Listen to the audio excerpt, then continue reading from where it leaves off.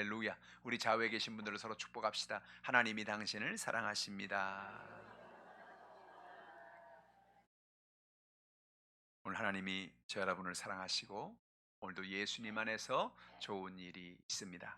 여러분과 함께 이사야서 44장 1절로 8절의 말씀에 근거해서 처음이요 마지막이신 하나님, 이런 제목으로 은혜의 말씀을 나누겠습니다. 하나님은 오늘도 우리에게 복 주시기 원하십니다.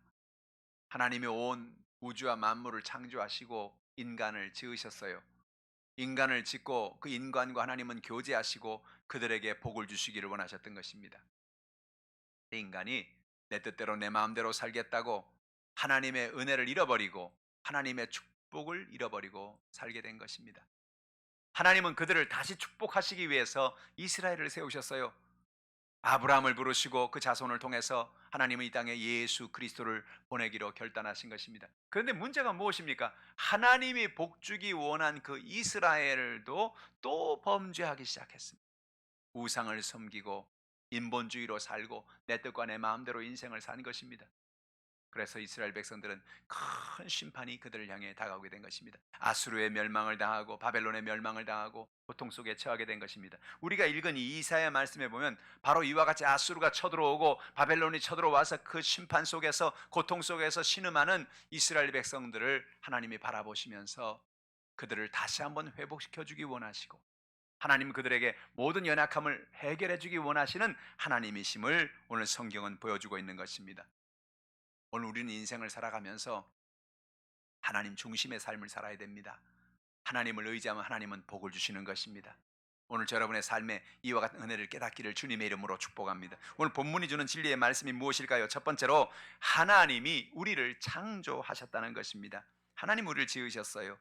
이사야서 44장 1절로 2절에 이런 말씀이 있습니다. 나의 종 야곱, 내가 택한 이스라엘아, 이제 들으라. 너를 만들고 너를 모태에서부터 지어낸 너를 도와줄 야훼가 이같이 말하노라. 나의 종 야곱, 내가 택한 여수르나 두려워하지 말라라고 말씀한 것입니다. 성경은 수많은 곳에서 하나님이 우리를 창조했다고 말씀하시는 것입니다. 하나님이 우리를 지으셨습니다. 우리를 지었다는 말은 뭐예요? 우리를 지었으니 하나님이 우리의 인생을 인도하시는 하나님이라는 것입니다. 다윗도 고백하기를 하나님이 우리를 지었다는 것입니다. 시편 139편 13절로 14절에 주께서 내 내장을 지으시며 나의 모태에서 나를 만드셨나이다. 내가 주께 감사함은 나를 지으심이 심히 기묘하심이라. 주께서 하시는 일이 기이함을 내 영혼이 잘 아나이다. 여러분, 우리 과학이 얼마나 발달했습니까?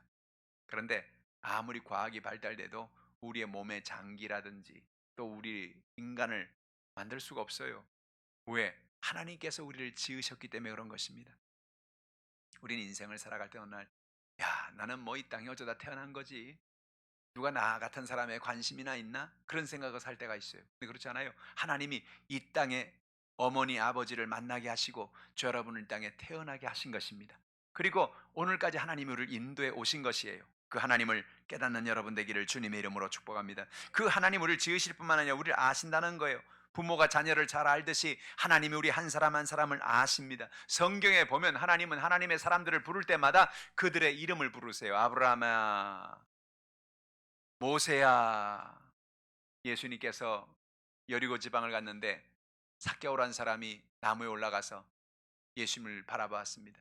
그는 세리장임에도 불구하고 예수님을 멀찌감치해서 안 보이니까 나무에 올라가 좀 더 자세히 보려고 나무에 올라가 있는 것입니다. 예수님이 그가 있는 나무로 향해 걸어오셨어요. 많은 사람들이 예수님을 뒤따라옵니다. 얼마나 당황스러웠을까요? 그는 세리장이고 또 사람들 앞에 자기 자신을 내어놓을 수 없는 그런 세리 죄인이었기 때문에 사람들이 자기를 주목하는 것을 견딜 수가 없는 것입니다. 근데 예수님이 의외의 말씀을 하셨어요. 삭개오야, 내려와라. 내가 오늘 너희 집에 거하겠다. 할렐루야. 예수님이 삭개오의 이름을 알고 있었습니다. 놀라운 사실이 무엇입니까? 하나님이 우리의 형편을 알고 계십니다. 하나님이 우리의 이름을 알고 계십니다. 우리의 모든 연약함을 하나님이 알고 계신다는 것입니다. 저는 이사야서 49장 16절의 말씀을 묵상할 때마다 마음에 하나님의 은혜를 깨닫습니다. 성경이 이렇게 말합니다. 내가 너를 내 손바닥에 새겼고 너의 성벽이 항상 내 앞에 있나니 그랬습니다. 너를 내 손바닥에 새겼다는 것입니다. 저는 가끔씩 기도하다 말고 하나님께서 기도하다가 어떤 아이디어를 주거나 어떤 하나님의 은혜를 주면 그 자리에서 기록을 합니다. 근데 뭐 수첩이 없고 그러니까 제일 만만한 건 손바닥이에요, 손바닥. 저는 제 손바닥을 가끔 보면 여기에 잉크가 늘 이렇게 얼룩져 있는 걸 봐요. 왜 그러냐? 가끔 기도하다가 뭐 어떤 아이디어가 떠오르고 생각이 나면 빨리 손바닥에 씁니다. 그래서 손바닥에 기록하고 나중에 그걸 다시 옮겨 적죠. 여러분, 하나님이 우리를 그의 손바닥에 쓴 정도가 아니고 그의 손바닥에 새겼다는 것입니다. 할렐루야. 하나님의 손바닥엔 여러분의 이름이 거기 있어요. 하나님이 우리의 모든 연약함을 아시고 우리의 문제를 아시고 우리를 돌보아 주시는 것입니다. 하나님 우리를 도와주십니다. 너를 도와줄 야훼라고 오늘 본문에 말씀했습니다. 이사야서 41장 10절에도 두려워하지 말아라 내가 너와 함께함이라 놀라지 말라 나는 네 하나님이 됨이라 내가 너를 굳세게 하리라 참으로 너를 도와주리라 참으로 나의 오른손으로 너를 붙들리라고 말씀하신 것입니다. 여러분, 하나님 오늘 여러분을 도와주시는 것입니다. 하나님이 우리를 지으셨습니다. 우리의 이름을 알고 계십니다. 우리를 도와주시는 것입니다. 그 하나님 앞에 모든 염려와 걱정 근심을 맡기고 주님을 의지하기를 주님의 이름으로 축복합니다. 둘째로, 하나님은 목마른 사람에게 그 물을 주시고 해가람을 주신다는 것입니다. 이사야 44장 3절에 나는 목마른 자에게 물을 주며 마른 땅에 시내가 흐르게 하며 나의 영을 내 자손에게 나의 복을 내 후손에게 부어 주리니 라고 말하는 것입니다. 하나님은 우리가 목마를 때 우리에게 물을 주십니다. 우리는 인생을 살아가면서 목마를 때가 얼마나 많아요. 왜요? 인생이 내 힘, 내 능력, 내 방법으로 되는 게 아니기 때문에 그래요. 우리가 마음에 계획하고 뜻을 세워도 내 뜻대로 내 마음대로 되지 않습니다. 남편과 내 가운데 갈등이 일어납니다. 부모와 자녀 가운데 갈등이 일어납니다. 인생을 살아가면 삶의 수많은 사람들과 관계 속에서 갈등이 일어나는 것입니다. 대개 갈등이나 문제는 어떤 일이나 어떤 물건에 대해서 갈등이 일어나는 건 거의 없습니다. 대개 갈등은 사람들과의 관계 속에서 일어나는 것입니다. 여러분, 갈등이 일어나면 얼마나 괴롭습니까? 우리 마음이 얼마나 힘듭니까? 그런데 그런 연약함에 목마를 때 주님 우리를 찾아오시겠다는 것입니다. 우리의 목마름을 해결해 주시겠다는 거예요. 삶의 연약하고 무거운 짐을 주님이 해결해 주시겠다는 것입니다. 이사야서 55장 1절로 2절에 오호라 너희 모든 목마른 자들아 물로 나오라 돈 없는 자도 오라 너희는 와서 사 먹되 돈 없이 값 없이 와서 포도주와 젖을 사라 너희가 어찌 양식이 아닌 것을 위하여 은을 달아주며 배부르게 하지 못할 것을 위하여 수고하느냐 내게 듣고 들을지어다 그러면 너희가 좋은 것을 먹을 것이며 너희 자신들이 기름진 것으로 즐거움을 얻으리라. 너희 목마른 자들아 나오라는 겁니다. 어디로 오라고요? 물로 나오라는 겁니다. 물은 무엇을 말합니까? 물은 우리의 모든 목마름을 해결하시는 하나님을 의미하는 것입니다. 성경에 생수의 근원인 야훼라고 말씀을 하셨어요. 우리가 목마를 때, 답답할 때, 힘들 때 다른 곳에 나가서 해결책이 있는 것이 아닌 것입니다. 하나님이 우리의 해결책입니다. 하나님이 우리의 해결함을 주십니다. 우리의 목마름을 주님이 응답해 주시는 것입니다. 근데 주님 뭐라고 그래요?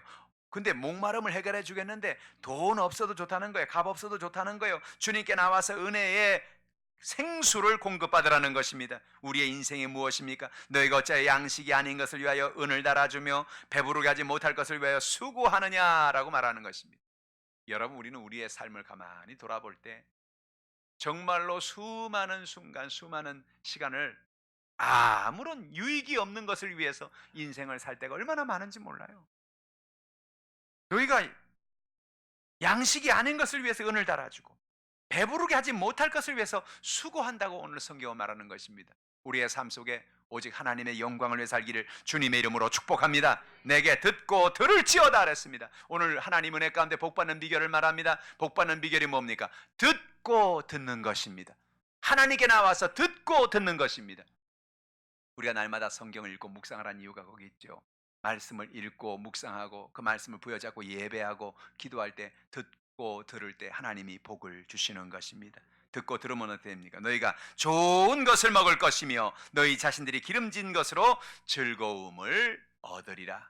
날마다 주님 주시는 기쁨으로 충만하기를 축원합니다. 하나님은 목마른 자에게 성령을 부어주십니다. 이사야 44장 3절로 4절에 나는 목마른 자에게 물을 주며 마른 땅에 시내가 흐르게 하며 나의 영을 네 자손에게 나의 복을 내 후손에게 부어주리니 그들이 풀 가운데 솟아나기를 시냇가에 버들 같게 할 것이라는 것입니다. 하나님께서 오늘 우리에게 그의 영을 우리에게 부어주시겠다는 거예요. 성령을 주시겠다는 것입니다. 나사렛 예수에게 성령의 기름 부으심에 가는 곳마다 귀신을 쫓아내고 병든 자를 고치고 모든 착한 일을 했다고 성경은 말하는 것입니다. 성령이 가는 곳마다 기적이 일어나는 것입니다. 오늘 하나님 여러분에게 성령을 보내주십니다. 우리는 힘들고 연약한 목마름을 가지고 인생을 살 때가 많지요. 그런데 어떤 어려움이 있어도 하나님 우리에게 성령의 능력을 주시면 문제를 이길 수 있는 힘을 주시고 역사를 나타내 주시는 것입니다. 로마서 8장 26절에 성령이 우리에게 오셔서 하시는 역사를 보여줍니다. 이와 같이 성령도 우리의 연약함을 도우시나니, 우리는 마땅히 기도할 바를 알지 못하나 오직 성령이 말할 수 없는 탄식으로 우리를 위하여 친히 간구하시느니라. 우린 연약해요. 우린 지혜가 한계가 있어요. 지식이 한계가 있어요. 우린 하루 앞에 어떤 일이 날지를 알지 못합니다. 우린 다 연약한 존재인 것입니다. 근데 성경이 뭐라고요? 이와 같이 성령도 우리의 연약함을 도우신다는 겁니다. 성령이 오늘 여러분에게 와서 여러분의 연약함을 돕는 거예요. 그 우리가 할 일은 뭡니까? 성령께 여러분의 연약함을 내려놓는 것입니다. 성령님, 오늘도 내가 성령님을 환영합니다. 나의 삶에 인정합니다. 모셔드립니다. 나의 수고하고 모든 무거운 짐을 다 맡깁니다. 나를 인도하여 주시옵소서. 그러면 성령께서 내가 마땅히 기도할 바를 알지 못하는 날 옆에서 기도합니다. 하나님의 은혜로 아버지, 이 아들을, 이 딸을 하나님이 긍휼히 여겨 주시옵소서. 이 아들이 가지고 있는 답답한 마음, 모든 간구하는 기도의 제목을 하나님이 들어 응답하시고 길을 열어 주시옵소서. 성령께서 우리를 위해 친히 단식으로 간구해 주시는 것입니다. 오늘도 여러분의 삶 속에 이런 놀라운 은혜가 있기를 주님의 이름으로 축복합니다. 이와 같이 하나님의 성령께서 우리 가운데 임할 때 나의 복을 내 후손에게 부어주겠다는 것입니다. 성령의 은혜 가운데 하나님의 축복이 여러분에게 임하게 되는 것입니다. 여러분 자손에게 임하게 되는 것입니다. 그래서 그들이 풀 가운데 솟아나기를 시냇가의 버들같이 하리라. 시냇가의 버들이라는 것, 여러분, 시냇가의 버들이 뭘로? 버들이 산에도 있고 들에도 있죠. 그러나 산에 있는 버들, 들에 있는 버들, 이런 억새풀, 그죠? 이런 거는 비가 오지 아니하고 땅이 메마르면 시들어지고 말라지고 올 수밖에 없을 것입니다. 그러나 시냇가에 있는 버들은 마르지가 않아요. 모든 물을 공급받기 때문에 그렇습니다. 하나님이 뭐라 말합니까? 나는 너에게 생수를 공급하는 하나님이다. 내가 목마르냐? 시냇가에 심겨 있어라. 시냇가에 심겨 있어라. 이 얘기는 오늘 우리에게 정말로 중요한 얘기를 해줍니다. 나는 지금 어디에 심겨 있는 버드나무냐? 나는 지금 어디에 심겨 있는 포도나무냐? 나는 지금 어디에 심겨 있느냐가 너무너무 중요한 것입니다. 내가 시냇가에 심겨 있으면 문제될 것이 없는 것입니다. 내가 시냇가에만 심겨 있으면 물을 걱정할 필요가 없습니다. 영양분을 공급하는 것을 걱정할 필요가 없는 것입니다. 그런데 시냇가에 없으면 걱정해야 됩니다. 시냇가에 심어 있지 않으면, 가물고 물이 없으면 걱정해야 됩니다. 시냇가가 뭡니까? 하나님을 말하는 것입니다. 하나님, 그분이 우리의 시냇가가 되시고, 하나님이 우리의 모든 생수의 근원이 되시고, 우리의 모든 연약함을 채워주겠다고 말씀해 주시는 것입니다. 여러분, 그러므로 날마다 하나님 안에 뿌리를 두시기를 주님의 이름으로 축복합니다. 날마다 제가 여러분에게 131 운동을 늘 강조를 하죠. 131 운동 1이 뭐죠? 하루 1시간 기도하기. 3, 하루에 성경 석장 읽고 묵상하기. 1, 하루 한 사람에게 복음 전하기. 할렐루야. 이것이 우리의 신앙을 시냇가에 심기게 만듭니다. 우리의 신앙을 시냇가에 심기는 신앙이 되게 합니다. 깨어있는 신앙이 되게 합니다. 하나님 주시는 축복 속에 살아가는 신앙이 되게 하는 것입니다. 날마다 기도의 사람, 말씀 묵상의 사람, 복음을 선포하는 사람 되기를 주님의 이름으로 축복합니다. 셋째로, 하나님은 우리의 처음과 마지막이라는 겁니다. 처음과 마지막. 성경에는 하나님이 처음과 마지막이라 그런 얘기가 참 많이 나와요. 요한계시록에도 보면 나는 알파요 오메가라 그랬습니다. 알파와 오메가라는 말은 우리 한글말에 기역과 히읗이요, 첫 글자와 마지막 글자라는 의미입니다. 하나님 우리의 처음이 되시고 우리의 마지막이 된다는 말은 무슨 얘기입니까? 우리가 이 땅에 태어나면서부터 우리가 이 땅의 세상을 떠날 때까지 하나님이 우리를 인도하는 하나님이라. 여러분이 사업을 시작합니까? 사업을 시작하면서 사업을 마치는 그날까지 하나님이 함께하는 하나님이라. 하나님은 처음과 마지막이 되십니다. 할렐루야. 그동안에 같이 동행하시고 역사하시고 은혜를 베풀어 주는 것입니다. 어떤 분은 그래요. 목사님 혹시 하나님은 처음하고 마지막만 도와주는 거고 가운데는 안 도와주는 거 아닌가요? 처음과 마지막이라 그랬잖아요. 아니요, 그 얘기가 아니요. 하나님은 처음부터 시작해서 마지막 끝날 때까지 우리를 도와주신다는 겁니다. 할렐루야. 여러분, 하나님을 의지하기를 주님의 이름으로 축복합니다. 왜요? 하나님 우리의 구원자이기 때문에 그런 거예요. 이사야 44장 6절에 이스라엘 왕인 야훼, 이스라엘의 구원자인 만군의 야훼가 이같이 말하노라 그랬어요. 이스라엘의 구원자라는 겁니다. 구원은 뭡니까? 함정에 빠져 있는 사람을 건져주는 게 구원이죠. 병든 사람을 치료해 주는 게 구원이죠. 가난이가 저주 있는 사람에게 건져주는 게 구원이죠. 하나님이 누구라고요? 이스라엘의 구원자라는 것입니다. 오늘 여러분, 하나님 여러분을 구원하십니다. 여러분을 건져주십니다. 어떤 데 우리 그럴 때 있잖아요. 이 어려움에서 누가 날 좀 도와줬으면 좋겠는데, 이 절망에서 누가 날 도와줬으면 좋겠는데, 그 얘기가 바로 당시에 이사야가 고백했던 당시에 이스라엘 백성들의 상황이죠. 아수르에게 멸망하고 바벨론에게 멸망하고, 야, 누가 우리를 도와줄 수 있는가? 누가 우리를 건져줄 수 있는가? 하나님 말합니다. 내가 너의 구원자다. 내가 너를 도와주겠다라고 말씀하는 것입니다. 이스라엘 백성들이 하나님 위기에 처할 때마다 그들을 건져주셨어요. 모세가 이스라엘 백성들을 이끌고 광야로 나왔습니다. 갑작스럽게 아말렉이 쳐들어왔죠.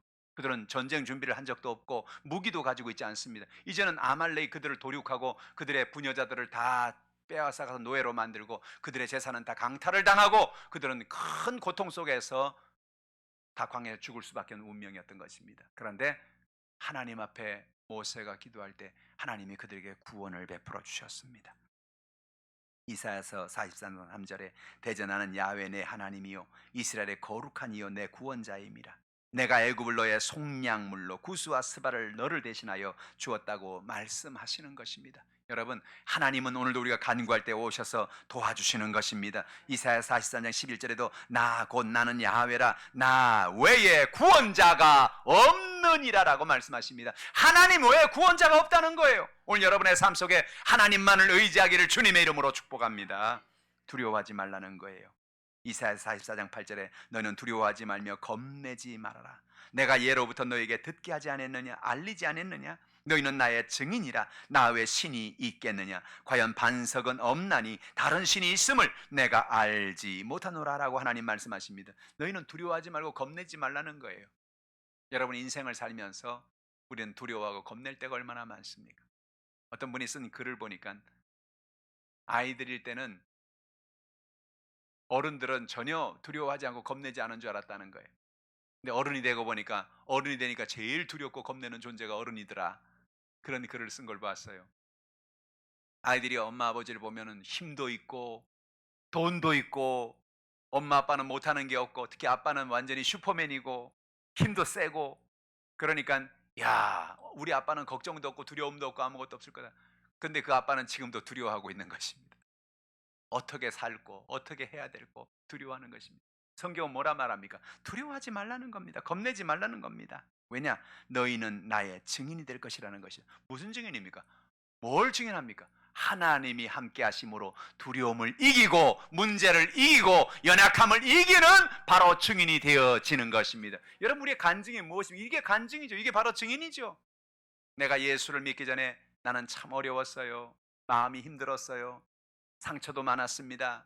가정의 어려움도 많았습니다. 육신의 병도 있었습니다. 그런데 내가 하나님을 만나고 보니 하나님 나의 문제를 해결해 주셨습니다. 그게 증인입니다. 그게 증거하는 것입니다. 우린 전도하라 그러면은 막 고민을 합니다. 야, 전도를 어떻게 해야 사형리를 외워가지고 우리 인간은 모두 다 죄인이다. 하나님 우리를 위해서 예수를 보내주셨다. 예수를 믿어야 구원받는다. 하나님 우리의 풍성이 뭐 이렇게 사형리를 외우면서 어떻게 전도할까 그러는데 여러분 가장 좋은 전도는 여러분의 삶입니다. 여러분의 삶. 여러분이 어떻게 하나님을 만났는가? 여러분이 어떻게 하나님의 은혜를 체험했는가? 하나님이 여러분을 어떻게 만나 주었는가? 여러분이 인생을 살 때 마음에 두려움이 있고 가정에 문제가 있고 육신의 질병이 있고 삶의 연약함이 있었는데 내가 예수를 믿고 보니까 내 마음에 이렇게 큰 기쁨이 생겼습니다. 가정의 문제가 해결됐습니다. 삶의 연약함을 하나님이 응답해 주셨습니다. 할렐루야. 그게 간증이요. 그게 증언이 되는 것입니다. 오늘 하나님 은혜 가운데 여러분 모든 염려와 걱정을 맡기고 주님이 여러분의 문제를 해결하신 것을 간증하고 증언하기를 주님의 이름으로 축복합니다. 나 외에 신이 있겠느냐는 것입니다. 이렇게 말하면 사람, 왜 신이 없어요? 아유, 귀신도 있고요. 뭐 문지방신도 있고 달걀 귀신도 있고요. 남양 특집에 나오는 귀신도 있고요. 귀신이 얼마나 많아요. 신이 얼마나 많아요. 근데 하나님이 무슨 나 외에 신이 있겠냐는 거예요. 그건 신도 아니라는 거예요. 나 외에 신이 있겠냐는 말은 하나님 외에는 신도 아니라는 거예요. 저 홍콩 또 중국, 베트남 이런 데 가보면 한 건물 자체가 아주 엄청나게 큰 건물에 완전 짝퉁만 파는 그런 데가 있어요. 여러분, 왜 이렇게 짝퉁을 많이 팔까요? 진짜가 있으니까, 진짜가 비싸니까. 샤넬, 루비통 뭐 이런 브랜드가 많잖아요. 그래가지고 샤널 뭐 이렇게 루비동 뭐 이렇게 비스무리하게 해가지고 만드는데 가격은 한 10분의 1밖에 안 돼. 구치 뭐 이렇게. 그래가지고 사람들이 야 싸다. 야 돈을 뭐 저 제대로 주고 사긴 너무 비싸고 한 10분의 1이 이걸 사자 그래가지고 그걸 사는 사람들이 있으니까 그 장사가 되는 거예요. 중국에서도 베트남에서도 사람들이 막 우리나라도 옛날에 정말 엄청나게 많았죠. 지금도 물론 파는 데 많이 있지만 그래도 옛날보다 많이 사라졌죠. 왜 이렇게 가짜가 많냐? 가짜가 많은 이유는 진짜가 비싸기 때문에 그런 거예요. 진짜가 비싸니까. 많은 신이 있어요. 귀신, 이신, 저신, 잡신, 수많은 귀신이 있어요. 이 귀신들이 왜 폼 잡고 있는 줄 아세요? 진짜가 있기 때문에 그런 거예요. 가짜가 판을 치는 이유는 뭐예요? 진짜가 있기 때문에 그런 거예요. 하나님 말합니다. 나 외에 신이 있겠느냐? 하나님 외에 다른 신은 다 가짜라는 거예요. 그 한마디로 끝나는 겁니다. 나 외에 신이 있겠느냐? 다른 건 신도 아니다. 그런 얘기예요. 다른 귀신은 신도 아니다는 거예요. 왜 신의 역할이 뭐예요? 다른 신의 역할이 뭐예요? 사람들에게 와서 괴롭히고 염려를 주고 걱정을 주는 게 신이요. 그렇죠? 매년 연말이 되고 정초가 되면 저 미아리가 붐빕니다. 사람들을 찾아가면 올해는 어떻게 되겠습니까? 올해는 뭔가 좀 길이 풀리겠습니까? 뭔가 좀 좋은 일이 가서 사람들이 물어보는 거예요. 그러면 그 물어보면 사람들이 대개는 말을 잘 해주다가 마지막에 하나는 뭐 좀 이상한 얘기를 하나 해줍니다. 다 좋은데 아하 요게 아깝네 요게 아깝. 어떻게 하면 한 장 쓰시옵죠. 300만 원 500만 원 그거 안 드리면 못하죠 그런 얘기를. 여러분 귀신은 사람들을 등쳐먹고 사는 게 귀신입니다. 여러분 우리가 인생 가운데 나 외에 다른 신이 있겠느냐? 하나님 어떤 신이요? 우리를 등쳐먹는 신이 아니고 하나님 우리를 돕는 신이요, 우리를 구원하는 신이요, 우리를 치료하는 신이요, 우리 연약함을 해결하는 신이요. 그러니까 하나님 같은 신은 없다는 거예요. 나 외에 다른 신이 있겠느냐? 이렇게 하나님이 모든 것을 다 채워주시고 모든 걸 다 복주시고 우리 모든 것을 응답해주기 원하시는 이런 신이 어딨냐는 거예요. 그분이 창조주요, 그분이 우리의 모든 해결자가 되시고 우리의 모든 응답의 주님이 되어 주시는 것입니다. 과연 반석은 없나니 다른 신이 있음을 내가 알지 못. 과연 반석이 없다는 거예요. 다윗은 인생에 얼마나 많은 문제를 만났어요. 얼마나 어려움을 만났어요. 그때마다 다윗은 고백합니다. 하나님은 나의 산성이시요 나의 요새시요 나의 방패시요 나의 반석이시니이다. 나의 반석입니다. 왜? 아무리 사람을 의지해도 사람이 나의 산성이 안 되더라는 거예요. 나의 구원자가 못 되더라는. 근데 하나님만 의지하면, 하나님만 바라보면, 하나님께 나가 기도하기만 하면 하나님은 나의 요새가 되시고 나의 피난처가 되시고 나의 방패가 되시고 나의 흔들리지 않는 반석이 되더라는 거죠. 할렐루야.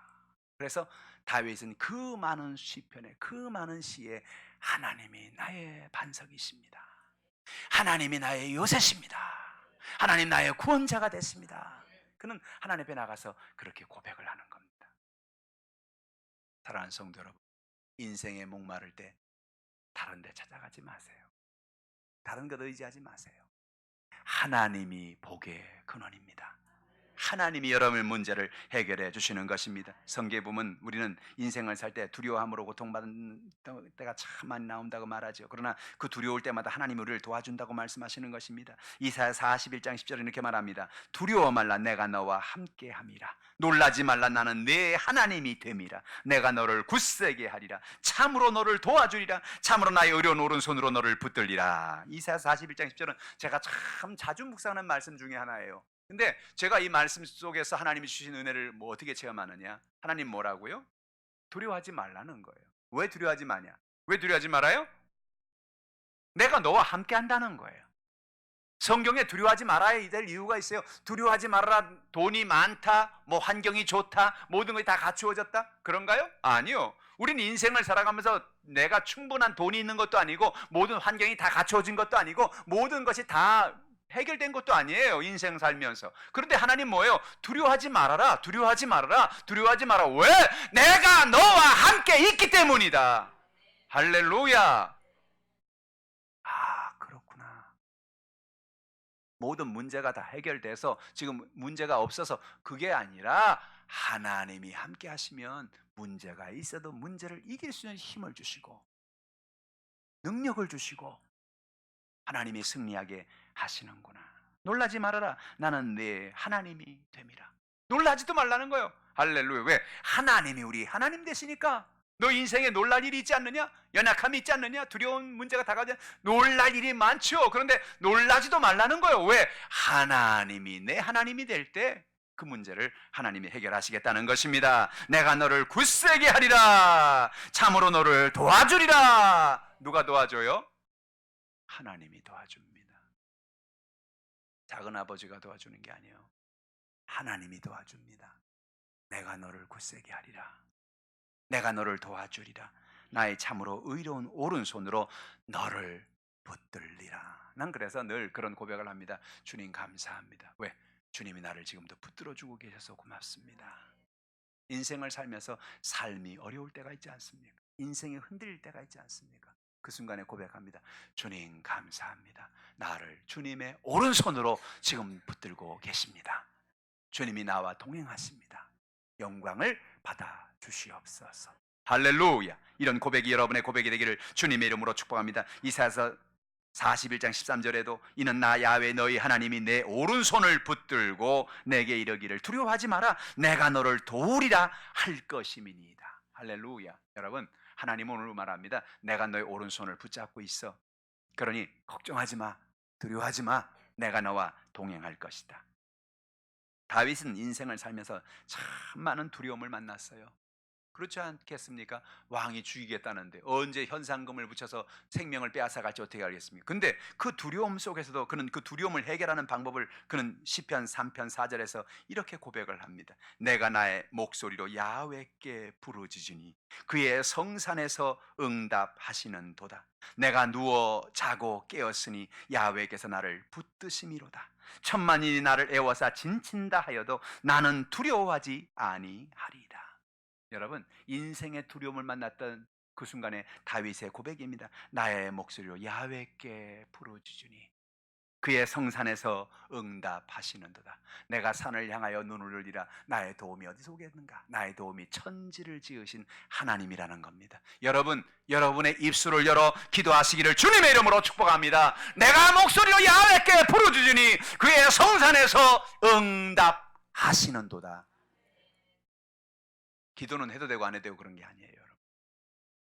기도는 꼭 해야 되는 것입니다. 기도는 꼭 해야 됩니다. 왜? 내가 목소리로 부르짖었더니 그의 성산에서 응답하신다는 거예요.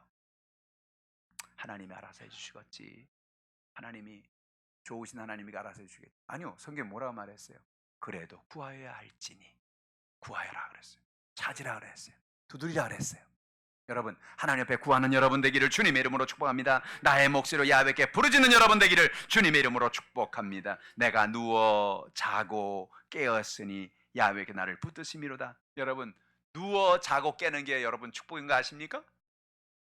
누워 자고 깰라 그러는데 누운데 잠이 와야 누워 있죠. 누워까지는 누웠어요. 누워 자고 잘 수가 있어야죠. 걱정이 되는데. 뒤척뒤척합니다. 한 30분 자고 또 깨고, 한 30분 자고 일어나면, 아침 일어나면 잔 것 같지도 않고. 그런데 여러분, 내가 누워 자고 깨는 것이 하나님의 붙드심의 은혜입니다. 하나님이 걱정하지 마, 내가 해결해 줄게. 그럼 어때요? 마음이 편히 놓아지는 거요. 밤잠이 오는 거요. 할렐루야. 누워 자고 또 아침이 되면 깨워주시고, 아이고 걷더니 일어났네, 아유 잘 잤다, 할렐루야. 그렇게 일어나는 거예요. 근데 걱정이 있으면은 누워까지는 해요. 누워 못 자고 뒤척거리고 불안해하고 하나님이 붙들어주지 아니하심이라. 그죠? 하나님이 붙들어주면 누워 잘 수가 있는 거예요. 평안을 갖는 것입니다. 여러분, 하나님 앞에 다 맡기시기를 주님의 이름으로 축복합니다. 천만인이 나를 애워싸 진친다 할지라도 나는 두려워하지 않겠다고 고백했어요. 여러분, 천만인이 나를, 이야 참, 저는 다윗의 고백을 볼 때마다 천만 명이, 천 명이 아니고 천만 명이 나를 둘러싸 나를 죽이려고 진을 치고 있어요. 두려워 안 두려워요? 우리 대한민국의 5분의 1이 천만 명, 그 사람들이 나를 죽이려고 진을 치고 있다니까? 두려워 안 두려워요? 두렵겠죠. 그런데 뭐예요? 천만인이 나를 애워싸 진친다 할지라도 나는 두려워하지 않는다. 왜? 하나님이 나를 붙들고 계시니까. 주 안에 있는 나에게 난 근심이 있으랴. 할렐루야. 주님 안에 있으면, 주님과 함께 동행하면, 주님이 붙잡아 주시면 어떤 염려도, 어떤 근심도, 어떤 문제도 해결받을 수가 있는 것입니다. 하나님 우리에게 희망을 주시는 것입니다. 여러분, 당시에 이 성경을 기록할 때 이사야는 예언합니다. 당시에 이스라엘은 어떤 상황이었다고요? 그들은 이제 바벨론의 포로가 되어서 이제는 그 나라가 끝나고, 이제는 다 모든 것이 멸망되고, 이제는 방법이 없는 그런 처절한 절망 속에 있는 겁니다. 근데 하나님은 이사야서에 아주 독특한 많은 예언을 주셨는데, 그 중에 하나가 뭐냐면 메시아에 대한 예언을 주신 거예요. 이사야서에 나오는 수많은 메시아에 대한 예언은 뭐냐면요, 그 절망한 이스라엘 백성들에게 하나님이 메시아를 보내셔서, 예수 그리스도를 보내셔서 그들의 절망에서, 그들의 연약함에서 그들을 건지실 거라는 거예요. 이사야서 9장 6절에 있는 한 아기가 우리에게 낳고 한 아들을 우리에게 주신 바 되었는데 그의 어깨는 정설을 메었고 그의 이름은 기묘자라 모세라 전능하신 하나님이라 영존하신 아버지라 평강의 왕이라 할 것임이라. 저는 당시에 이사야가 이 말을 할 때, 사람들에게 예언을 할 때, 그 이스라엘 백성이 이게 뭔 소리야? 한 아기가 우리에게 난다고? 그가 기묘자고 모사라고? 아니 도대체 이게 무슨 얘기야? 한 아기가 어떤 아기야? 도대체 그 아기가 누구야? 그 아기가 누구예요? 예수님이죠. 우린 다 알잖아요. 근데 당시에 이스라엘 백성이 이 말을 들을 때, 우리에게 하나님이 메시아를 보내시는구나. 한 아기를 보냈는데 우리가 이렇게 좌절하고 절망하고 연약한 가운데 살아가는 우리에게 하나님이 그 아기를 보내셔서 하나님 우리를 건지겠다는 약속이구나로 깨달았죠. 우린 그분이 예수님인 걸 알죠. 그분은 어디서 태어나십니까? 이새의 가문에서 한 자손으로 태어난다는 거예요. 이사야 11장 1절로 2절에 이새의 줄기에서 한 싹이 나며 그 뿌리에서 한 가지가 나서 결실할 것이요 그의 위에 야훼의 영 곧 지혜와 총명의 영이요 모략과 재능의 영이요 지식과 야훼를 경외하는 영이 강림하시리니. 이새의 뿌리가 나는 뭐예요? 여러분, 이새는 바로 다윗의 가문을 말하는 것입니다. 다윗의 가문에서 한 사람이 나오는데 그분이 바로 예수 그리스도시죠. 마태복음에 보면 여러분, 우린 다윗의 가문의 족보를 우린 보게 되는 거예요. 그 다윗의 가문에서 이세 자손으로 태어나신 예수 그리스도, 그분이 누구냐? 그분 위에 야훼의 영, 지혜와 총명의 영, 모략과 재능의 영, 지식과 야훼를 경외하는 영이 강림하는, 이 영이 누굽니까? 성령이시죠. 예수님이 요단강에서 침례받을 때 성령이 그 위에 임재하신 것입니다. 나사렛 위에 성령이 기름 부으심에 가는 곳마다 귀신을 쫓아내고 병든 자를 고쳤다고 하는 말씀이 바로 사도행전 10장에 있는 약속의 말씀이죠. 할렐루야. 이게 도대체 당시에 이사야가 이 말을 할 때 당시에 이스라엘 백성은 뭔 말인지 알지 못했어요. 우린 다 알죠. 그것이 이미 약속이 성취되었지 않았습니까? 좌절하고 절망하는 사람들에게 성령이 오셔서 예수 그리스도와 함께 수많은 연약함을 해결할 것을 언약하고 있는 것입니다. 예수님이 땅에 오셔서 우리의 슬픔을 담당하시고 우리의 질고를 짊으실 것을 이사야는 고백했습니다. 이사야서 53장 4절 5절에 그는 실로 우리의 질고를 지고 우리의 슬픔을 당하였거늘 우리는 생각하기를 그는 징벌을 받아 하나님께 맞으며 고난을 당한다 하였노라. 그가 찔림은 우리의 허물 때문이요 그가 상함은 우리의 죄악 때문이라. 그가 징계를 받음으로 우리는 평화를 누리고 그가 채찍에 맞음으로 우리는 나음을 받았도다. 이 얘기를 이사야가 이스라엘 백성을 할 때 이게 도대체 무슨 소리야? 그가 우리의 질고를 지고 우리의 슬픔을 당했다고? 그가 채찍에 맞았다고? 아니 그가 징계를 받아서 우리가 평화를 누린다고? 이게 도대체 무슨 얘기지? 무슨 얘기입니까? 이 땅에 오실 메시아 되신 예수님을 말하는 거죠. 좌절과 절망 속에 살던 이스라엘 백성들에게 하나님은 메시아를 보내셔서 그들을 통하여 하나님의 놀라운 구원을 이루실 것을 약속해 주신 것입니다. 오늘 이 약속은 누구를 향한 약속입니까? 오늘 저와 여러분을 향한 약속입니다. 할렐루야. 그 아기가 이 땅에 태어나셨습니다. 왜 태어나셨어요? 우리의 죄와 가난과 저주에서 우리의 질병에서 우리를 건져주기 위해서 태어나신 것입니다. 우리의 모든 슬픔을 감당하기 위해 태어나신 것입니다. 우리의 모든 문제를 해결하기 위해 이 땅에 오신 것입니다. 할렐루야. 그러므로 우리의 삶 속에 하나님은 누구십니까? 우리의 처음이요 마지막이 되어주신다는 거예요. 그러니 걱정할 이유가 없는 거죠. 모든 염려와 걱정 근심을 하나님께 맡기고 하나님께 기도하고 그 말씀에 귀를 기울이고 듣고 또 듣고 주의 말씀을 따라 살고 내가 만난 그 예수를 날마다 증언하고 하나님 앞에 영광을 돌리며 살아가는 저 여러분 되시기를 주님의 이름으로 축복합니다. 이 성탄에 오신 예수 그리스도, 그 예수 그리스도의 놀라운 소망이 여러분에게 충만하게 임하기를 주님의 이름으로 축원합니다. 기도하겠습니다. 하나님 아버지 감사합니다. 하나님은 우리를 만드셨습니다. 우리가 목마를 때 하나님께 나아가 구하면 우리에게 우리의 목마름을 해결해 주시니 감사합니다. 하나님은 처음과 마지막이 되십니다. 모든 두려움을 맡깁니다.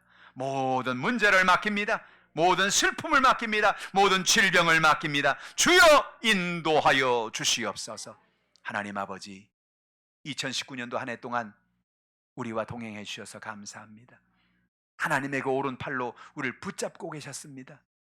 그럼에도 불구하고 때로 우리는 하나님이 어디 계신지 모르고 염려하고 걱정하고 근심하고 살 때가 너무나 많이 있었습니다. 주여 우리의 모든 죄를 주 앞에 고백합니다. 주님만 의지합니다. 주님만 바라봅니다. 주님만 신뢰합니다. 주여 역사여 주시옵소서. 동행하여 주옵소서. 날마다 승리하는 우리 모두가 되게 하시니 감사합니다. 영광을 받아 주시옵소서. 감사드리며 예수님의 이름으로 기도하옵나이다. 아멘. 여러분 말씀을 생각하시면서 우리가 통성으로 주 앞에 기도하기를 원합니다. 하나님 말씀하십니다. 내가 너와 함께하리라. 내가 너를 떠나지 아니하리라. 내가 너를 내 손바닥에 새겼다. 너를 잊을래야 내가 잊을 수가 없다. 네가 부르짖을 때 내가 내게 귀를 기울이겠다. 내가 너를 도와주겠다. 오늘 하나님 우리에게 말씀하십니다. 그 하나님 앞에 가져난 모든 문제를 다 맡깁시다. 가정의 문제, 자녀의 문제, 사업의 문제, 직장의 문제, 내 마음에 상한 상처의 문제, 육신의 질병, 연약함, 주님 도와주옵소서. 하나님 이제 얼마 있지 않으면 2019년도는 역사의 뒤안길로 다 사라집니다. 하나님 2020년도가 다가오고 있습니다. 꿈을 주시고 마음의 목표를 주시고 하나님 은혜 가운데 승리하는 2020년도가 되게 하시고 하나님 앞에 영광 돌리는 2020년도가 되게 하여 주옵소서. 가져나온 기도의 제목 놓고 육신의 질병 놓고 이 시간 주의 일창하시고 통성으로 기도합니다. 주여